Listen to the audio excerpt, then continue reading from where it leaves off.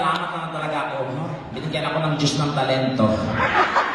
Kung nagkataong lalaki talaga, kung namang kriminal ako ngayon. Kung babae naman ako virgin for life. Ewan ko sa mukhang to, parati na pagkakamalan. Kanina lang sa mall, nagkipag-away ako sa isang Russian. Kasi parang diniscriminate niya ako. I'm not looking at you. Basta mamaya ikikwento natin dilita. Nakakatawa. Parang sa ganitong mukha ko, para very much suspicious looking. Totoo ba? At saka hindi ko na pumayaan sa sarili ko yan kasi mismo sa barangay namin, kahit tulog ako, pag may craving na ganap, ako yung napagbibintangan. Kinakatok yung bahay ko. Tekla, nakaw ka daw ha? Tulog ako ka pa. Huwag mo sabihin ka, pati yung kaluluwa ko, nagnanakaw na rin. Ewan ko ba? Kakainis mo, pinarapol ko na to, walang gusto nag-claim. Binalik ulit sa akin. Sarang ng nanay ko, nakipagtali ka na sa Diablo.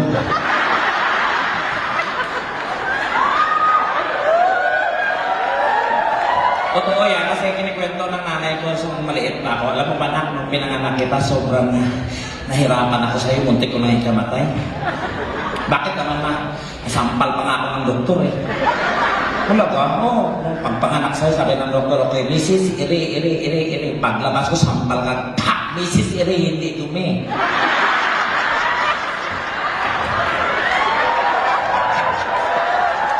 Gago yung nanay ko. Pero, nakakatuwa, yung tatay ko, nung pinanganak ako, sabi ng doktor, okay, sino pong tatay nito? Wala, nakakayo mag-raise ng hands ng tatay ko. Sabi ng tatay ko, Dok, ako Dok. O sir, ito na po yung anak niyo. Pag ganun sa akin. Sabi ng tatay ko, ha? 9 months, ito lang. Grabe yung tatay. Ang mukha ko pa naman. Sabi ng tatay ko, galit na galit yung nanay ko, huwag mong kinagaling si Tekla, Pidring, hindi mo ba alam na yan yung kayamanan natin? Oh, talaga? Sige, ibaon natin. Tinaon ako ng tatay. Kasi siya kami magkakapatid, ako lang po ang may tsura. Ang takin niya yun. Gusto niyo makita yung 8? Wala, malala. Yung bunso namin, blanco na yung mukha eh. Tinudruwingan na lang kung happy or sad. Sa amin po, walang salitang kapayapaan, ha? Magkatitigan, saksakan agad. Mangarap kami ng kasi wala kami magkakatao, siya kami magkakapatid, ako po yung namumukod kami at ayaw ko talaga sa bundok. Kasi pag nakakita ko ng bundok, parang boring, hindi ako nabubuhay, gusto ko makikita ng ilaw, gusto ko makikita ng mga sasakyan, mga something maingay. Hinikayat ko yung mga kapatid ko. Bro, total, pangarap ko to. Gusto nyo sumabay sa pangarap ko, makarating ng Maynila. Sige bro, okay yan. Pangarap namin talaga yung mga bata pa kami. Binigyan kami ng chance na magkaroon ng promo yung barko. Wala pa po yung joke na.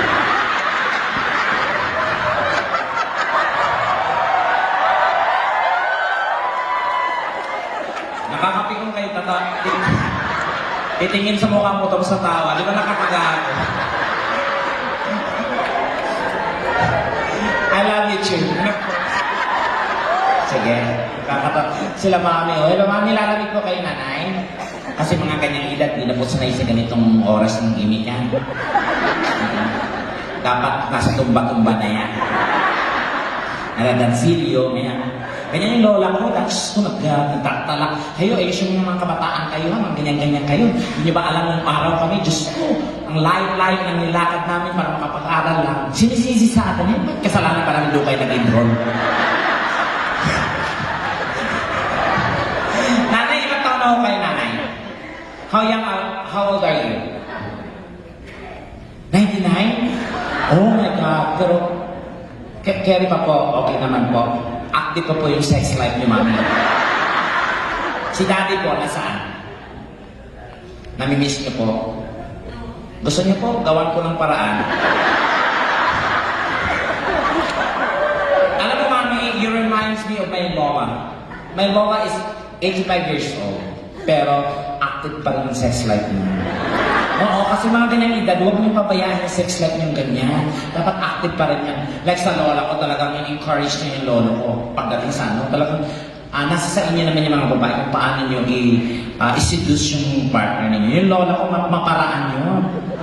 Pag galing ng galing ng sabong ng lolo ko, nasa pinto ka, ganyan ka ganun. Tonyo, wala na akong panty. Sabi ng lolo ko, hindi bumili ka. Nainis ko, sabi ko, lola, huwag naman ganyan. Minsan, gusto mong maging seductive ka dapat. Talaga ako, o sige, pag ginawa ng nanay, talagang naghubot-hubad.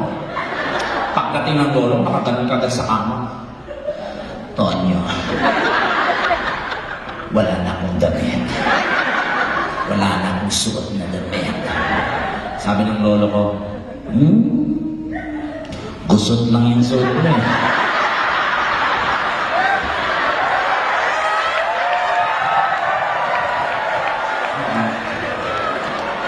Tapos grabe active yun. Just talagang, yung lolo ko tinuturuan niya ng mga paraan na sila ba mga may edad na dito?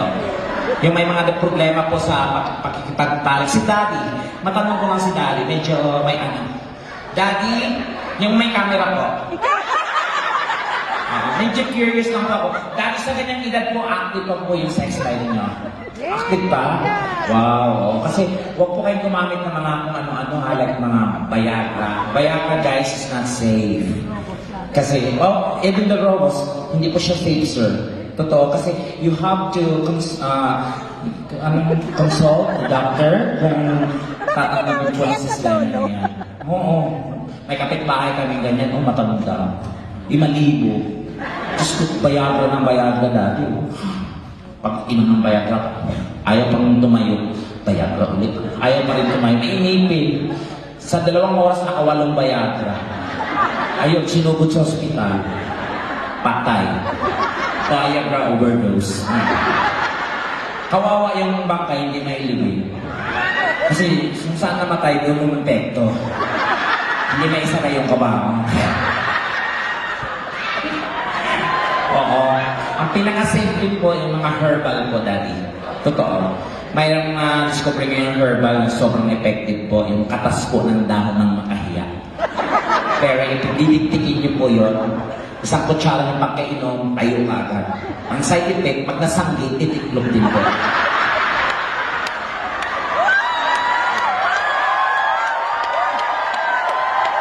So kailangan pag-inom po, Daddy, huwag po kayong clumsy. So kakalaw, ha? Picturean nyo kagad.